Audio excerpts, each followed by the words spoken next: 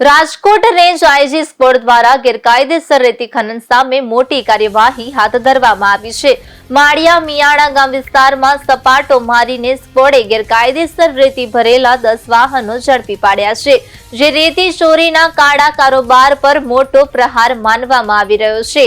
મળતી માહિતી મુજબ આ વાહનો દ્વારા નદીપટમાંથી ગેરકાયદેસર રીતે રેતી ઉપાડી પરિવહન કરવામાં આવતી હતી।